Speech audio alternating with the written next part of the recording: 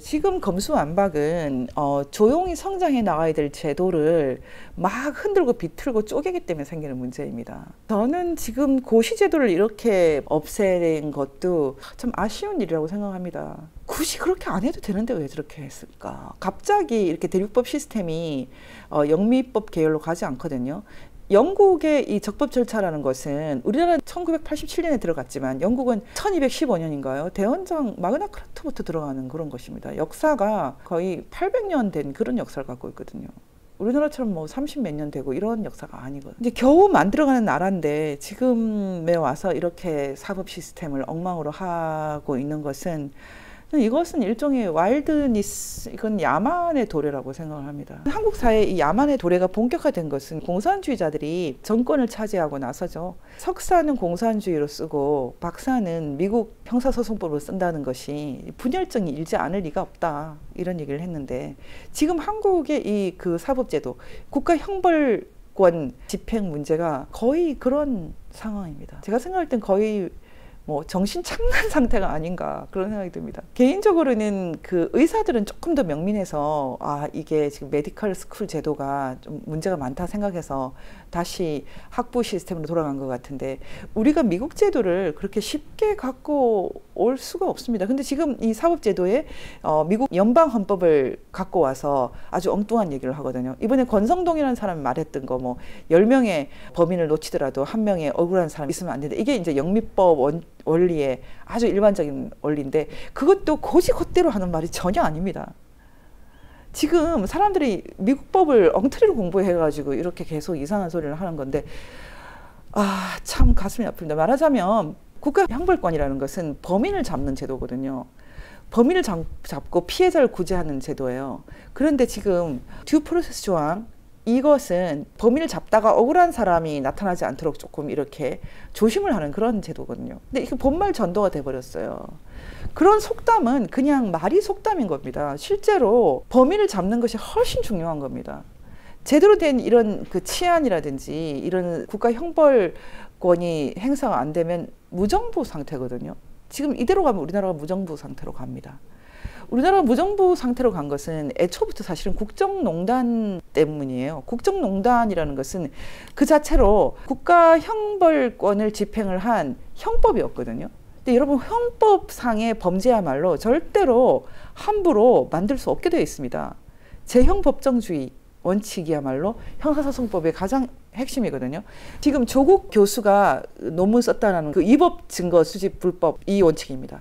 그런데 그게 이제 미국 헌법에 등장하는 원칙이죠. 그리고 미국 형사소송법의 가장 근간이 되는데, 지금 지난 탄핵 때 있었던 사건 중에 가령 태블릿 PC는 사실은 가짜였다는 것을 이제 검찰이 인정을 했습니다. 그러면 태블릿 PC를 시작을 해서 개시했던 모든 수사는 다 위법이 된다는 뜻이죠. 조국 교수는 이런 걸 공부를 했는데도 불구하고 이런 것에 대해서 한마디 한 적이 있습니까? 공산주의로도 배우고 미국 법으로도 배우고 다 배우는 건 좋은데 어중간하게 배워서 잘 성장하고 있는 한국의 사법 시스템을 엉망진창으로 만들었어요. 미국 헌법에서 가장 중요한 원칙 중에 하나가 위법 수집 증거 배제의 원칙 말고도 가령 사건 박탈 금지법이라고 있거든요. 그건 무슨 말이냐면, 어떤 사람을 이렇게 벌 주기 위해서 그 사람을 이렇게 적시해서 법을 만들거나 이러면 안 된다는 거예요. 근데 최순실, 박근혜 국정농단에 관한 법을 만들지 않았습니까? 우리나라가 탄핵 때부터 문명국에서 이제 벗어나기 시작했습니다. 너무 가슴이 아픕니다. 미국 헌법 1791년에 만들었던 헌법에 그 적법 절차가 들어간다고 했는데, 한번 보십시오. 여러분, 헌법이라는 것이 얼마나 무서운지 아십니까? 미국 헌법에서는 가장 중요한 조항이 4, 5, 6조 말고도 14조를 중심으로 13, 14, 15조가 있어요. 이것은 1791년에 권리장전이 만들어지고 거의 80년 가까이 지나서 남북전쟁을 겪어서 만들어진 수정헌법입니다. 한번 이 수정헌법 14조를 한번 읽어볼까요? 이렇게 되어 있잖아요. 남북전쟁 후 성립된 세계 헌법 규정 13, 14, 15조 중에 하나이고, 노예 출신 흑인과 그 후손의 권리를 보장할 목적으로 규정된 것이다. 말하자면 남북 전쟁 결과로 만들어져 있는 건데 여기서는 적법 절차 조항과 평등 보호 조항이 포함되어 있는 것이 중요하다. 1860년 6월 13일에 제안되어서 1868년 7월 9일에 비준되었다. 이렇게 돼 있지 않습니까? 내용을 한번 같이 볼까요? 미국에서 태어나거나 기여한 자 및 그 사법권에 속하게 된 사람 모두가 미국 시민이며, 말하자면 흑인도 포함된다는 거죠. 그 사는 주의 시민이다. 어떤 주도 미국 시민의 특권 또는 면책 권한을 제한하는 법을 만들거나 강제해서는 안 된다. 이게 남북 전쟁으로 흑인 노예가 해방되면서 생긴 것인데, 이 다음 구절이 정말 중요합니다. 어떤 주에도 법의 적법 절차, 듀 프로세스, 적법 절차 없이 개인의 생명, 자유 또는 재산을 빼앗아서는 안 되며, 그 사법권 범위에서 개인에 대한 법의 동등한 보호를 거부하지 못한다. 이걸 잘 보셔야 됩니다. 개인의 생명, 자유 또는 재산을 빼앗아서는 안 된다고 할 때 어떤 주도 법의 적정 절차 없이 이렇게 되지 않습니까? 이게 굉장히 중요한 그림입니다. 말하자면, 쉽게 말하면 14조는 어떤 특징이 있냐면, 이 14조를 일종의 브릿지, 다리로 해서 4조, 5조, 6조의 형사소송법적인 권리를, 기본권을 누릴 수 있다라고 하는 일종의 통로 조항입니다. 말하자면 지금까지 미국에서 흑인들은 4조, 5조, 6조를 누릴 수 없었는데, 이제 흑인도 14조를 통해서 그런 기본권을 누릴 수 있다, 이런 조항이에요. 근데 여기서 5조에는 없는 새로운 단어가 들어가거든요. 그게 뭐냐면은 마지막에 나오는 그 사법권 범위에서 개인에 대한 법의 동등한 보호를 거부하지 못한다, 이렇게 돼 있어요. Nor deny to any person within its jurisdiction the equal protection of the laws, 이렇게 돼 있어요. 여러분, 이게 굉장히 중요합니다.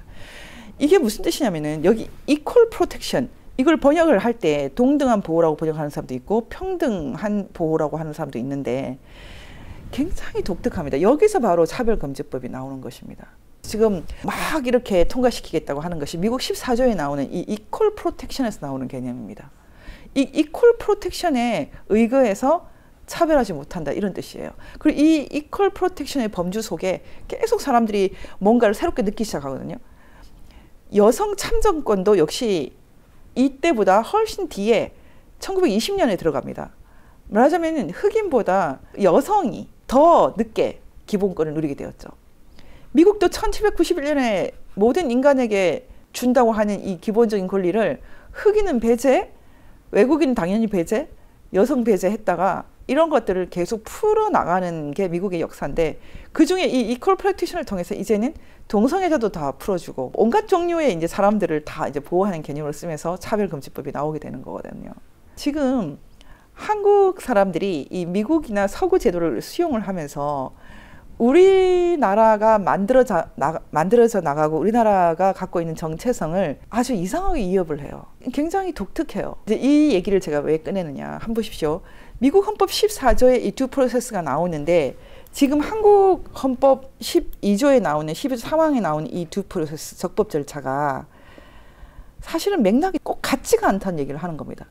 이 헌법 12조 3장, 우리나라 헌법 12조 3장은 미국의 나라들의 나라인 연방 헌법 플러스 훨씬 더 구체적으로 그 시민들의 삶을 규율하는 주 헌법적인 규정이 같이 들어가 있는 겁니다. 그리고 미국의 이퀄 프로텍션이라고 하는 것은 미국 흑인 노예 해방이라는 아주 구체적인 어떤 그런 역사적인 사건을 배경으로 나와 있는 그런 평등인데, 한국의 지금 좌파 정권은 그 이퀄 프로텍션을 차별금지법의 근거로, 공산주의자들이 말하는 평등권의 근거로 막 차용하고 있습니다. 미국은 미국대로, 한국은 한국대로, 공산주의 국가들은 공산주의 국가대로 어떤 연원이, 오리진이 있는데, 지금 저는 한국은 참 슬픈 나라가 됐다고 생각합니다. 우리나라가 잘 커오고 있는데 잘 커오다가 막 도전을 받고 있습니다. 다시 한번 말씀드리면, 우리가 증거라고 할 때 이 영장을 청구할 수 있는 증거는 밑에 세 번째 단계, 합리적 의혹만 있으면 증거로 인정하는, 영장을 청구하는 증거로 인정하는 거고, 유죄를 이제 입증할 땐 제일 위에 있는 합리적 의심의 여지가 전혀 없는 입증, 이게 필요하거든요. 그 사이에 계속 단계가 있어요. 결론적으로는 이 합리적 의혹에 해당하는 프로버블 코즈에 해당하는 이 증거에 대한 판단을 지금 한국 헌법이 12조 3항을 통해서 검사가 하도록 되어 있다는 겁니다. 지금 이 상황을 보면은 한국은 헌법에서 검사가 수사에 적극적으로 관여하게 만들어 놨다는 겁니다.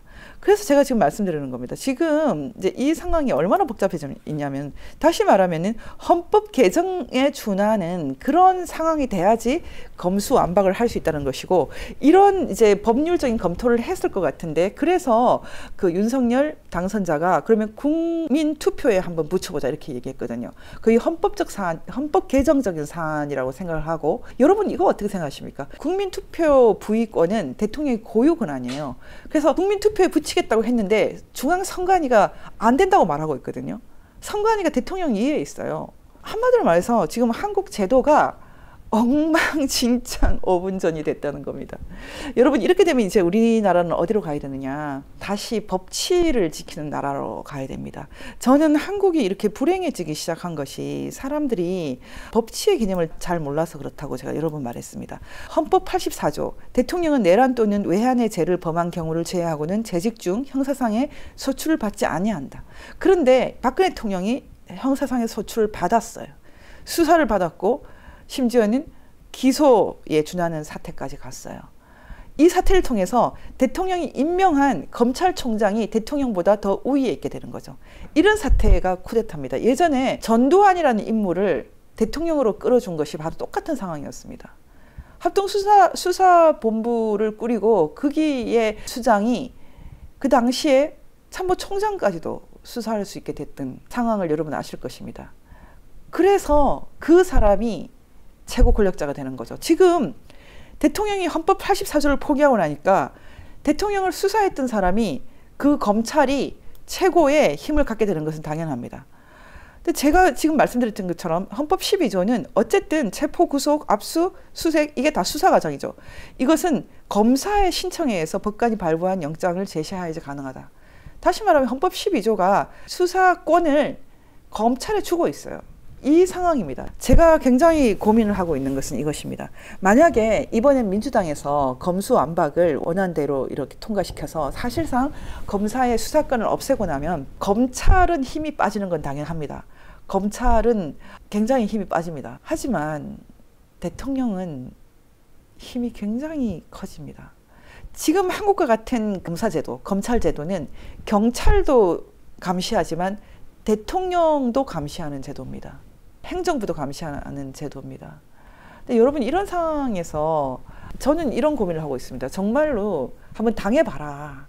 공수처도 당해보고 중대범죄수사청, 말하자면 FBI 같은 그런 수사기관에도 당해보고, 그 다음에 검사 맛이 아니라 경찰 맛을 한번 봐라. 그래서 그들을 행정안전부, 법무부 장관, 경찰청, 국방부 장관만 장악하면 국회 190석, 300석도 다 좌지우지할 수 있는 거대 권력이 탄생할 텐데, 그러면 윤석열 대통령을 거대 권력으로 만들어주는 이제 이 프로세스를 너희들 더불어민주당이 하고 있으니까 한번 해보고 맛을 봐라.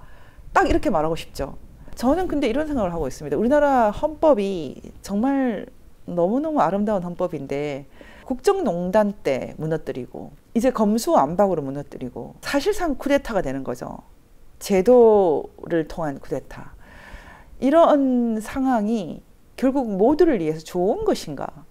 저는 헌법을 기본적으로 지키고 절차를 기본적으로 지키는 것이 좋다고 생각합니다. 그것이 우리 법치와 자유민주주의 연대가 하는 일입니다. 여기까지만 해도 참 어려운 내용인데, 여러분, 제가 오늘 그 사이드에 이런 얘기를 썼어요. 위기의 한국경제. 지금 최근에 나온 기사 중에서 한국의 국가 채무 증가율이 재정위기의 그리스보다 높다. 현상으로 봐서는 거의 베네수엘라 현상이 눈에 지금 보이거든요. 지금 어떻게 되어 있습니까? 한국의 국가 채무는 1075조 7천억 원으로 현 정부가 출범한 2017년에 660조 2천억 원과 비교하면 415조 5천억이 늘어났다. 62.9%는 직전 정부의 34.8%를 28.1%포인트나 웃돈다. 사실 민감한 사람들은 이 재정위기가 다 보일 것입니다. 저는 이제 이런 상황에서 당선자가 결정되고 이제 무사히 취임을 하고 나면 그동안의 그 실정이 완전히 우리 피부에 가까이 다가올 것 같습니다. 최근에 이런 기사가 있었는데 혹시 보셨는지 모르겠는데, 홍남기 구두 개입에도 원달러 환율 1265원 요지부동. 환율 오름세 빨라 필요시 시장 안정 노력. 정부 구두 개입에도 환율 영향 없어. 원달러 환율 1265원대에서 상승세 지속. 1700원대도 올라가고 뭐 거의 1800원대에도 가고 있습니다. 굉장히 이상 징후죠. 거의 IMF 같은 그런 징후로도 볼 수 있습니다. 지금 정부에서 어떤 방식으로도 이걸 개입을 해서 정권이 바뀌기 전까지는 터뜨리지 않겠다고 생각을 하겠지만 이런 이상 조짐에 대해서 이해가 안 되는 사람은 없을 것입니다. 오늘 민경욱 의원 연수월 부정선거 재판을 제기했습니다. 원래 대법원은 증인 신문을 하지 않은 것이 간행인데 지금은 대법원이 단심으로 되어 있기 때문에 증인 신문을 허용을 한 걸로 알고 있습니다. 하지만 제대로 할 수가 없습니다. 배춧잎 투표지든 일장기 투표지든 사실 그걸 누가 찍었는지 알 수 있습니다. 왜냐하면 거기에 지금 QR코드가 있거든요. 수사를 하면 너무나 쉽게 알 수 있습니다. 이게 위조인지 아닌지. 검찰이 지금 윤석열 당선자가 뭐 경찰이 되든 수사관을 풀어서 그거 한번 검증해봐 라고 하면은 그걸 찍은 사람을 특정할 수가 있게 되어 있습니다. 너무나 수사가 간단합니다. 오늘 결론을 내리겠습니다. 지금 한국이 탄핵 이후 헌정이 무너져서 나라가 문명국에서 상당히 후퇴하고 있습니다. 경제 성장이 안 되는 것은 당연하고요. 각종 법률, 사법 시스템까지 지금 다 무너지고 있습니다. 기본적으로는 공산주의자들의 무식함 때문입니다. 자신들이 검찰 수사를 받기 싫다 이렇게 생각하기 때문에 생긴 문제거든요. 그럼 경찰 수사는 안 받습니까?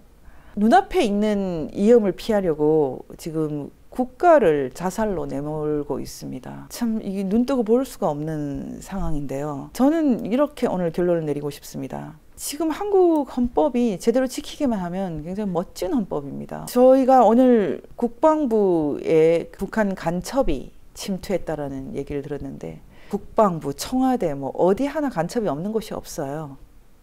그러면 간첩을 잡을 생각을 해야지. 청와대에서 국방부 피하고 국방부에서 또 소방사로 피해갑니까? 저는 김은혜 경기지사 후보가 세월호 표를 달고 나온 것을 보고 세월호를 아쉬워하고 슬퍼하지 않을 사람이 없죠. 그렇지만 공산주의자들이 그걸 어떻게 이용했는지에 대해서 감이 있다면 그렇게 못할 것 같아요. 국회 선진화법도 마찬가지입니다. 공산주의자들이 망가뜨리는 것을 전공법으로 대응을 할 생각하지 않고 계속해서 이 구석을 치면 저 구석으로 도망가고 저 구석을 치면 저 구석으로 도망가는 방식으로 요리조리 피해 다니다 보니 결국 제살 베어 먹기, 자기 편만 죽이고 이렇게 되었습니다. 한국의 소위 자유 우파들은 다 한심합니다. 5.18을 슬퍼하지 않은 사람이 없습니다. 하지만 5.18을 공산주의자들이 어떻게 이용했는지에 대해서 감이 있으면 그들에게 이렇게 휘둘릴 수가 없죠. 이제 한국의 자유우파도 이제 근성을 갖고 강해져야 됩니다. 똑똑해져야 됩니다. 언제까지 공산주의자들에게 휘둘릴 것입니까? 공산주의자, 스스로 사회주의자라고 표방하는 조국이 미국에서 JSD라는 사실은 제대로 권위가 있을 수도 없는 그 학위를 가지고 엉터리 검수완박을 시도를 하는데요. 미국 형사소송법은 역사가 800년이 된 형사소송법입니다. 한국의 대륙법 시스템과 영비법 시스템의 사용이라는 것과는 역사가 되게 다릅니다. 한국대로 이 한반도 실정에 맞게 잘 키워가고 있습니다. 마치 자식을 키우듯이 그렇게 제도를 키워야 됩니다. 손발 하나씩 잘라버리고 그렇게 하면 안 됩니다. 검찰은 검찰 제도대로 성장을 해나가고 변화시켜 나가는 그런 원리가 있어야 됩니다. 지금 검사들이 그 전문가들이 많이 등장하고 그런 현상은 좋게 봅니다. 하지만 이 검사가 경찰과 협업을 할 수 있게 해야지 이제 검사가 아니라 경찰 아니면 검사 이런 식으로 가는 것은 옳지 않고요. 더더욱 중대범죄, 권력범죄를 피하기 위해서 제도를 이렇게 손대는 것은 안 된다고 봅니다. 기득권 귀족 셀럽들이 자신들의 권력을 온전화하기 위해서 제도를 엉망으로 만드는 것, 고시 제도를 없애버리고 로스쿨 제도나 메디컬 스쿨 제도를 근거 없이 도입을 해서 부패를 일상화하는 것도 문제지만 한국은 한국대로 기회의 나라, 한국식 기회의 나라입니다. 열심히 공부하고 또 열심히 노력하면 더 잘 될 수 있는 길을 한국식으로 열어야 됩니다. 왜 이렇게 엉망으로 계속 제도를 무너뜨리는지 너무나 아쉽습니다. 검수완박에 대한 제 의견입니다. 이런 얘기는 뭐 언론들이 잘 하지 않기 때문에 저는 한국은 한국식으로 성장해 온 제도를 사랑하고 또 잘 키워나가자. 이것이 오늘 제 의견의 핵심입니다. 한국은 한국입니다. 미국도 아니고 유럽도 아니고 일본도 아니고 중국도 아닙니다. 한국은 한국입니다. 우리나라를 소중히 하고 우리가 잘 만들어 온 이 나라가 북한에도 확장되기를 소망합니다.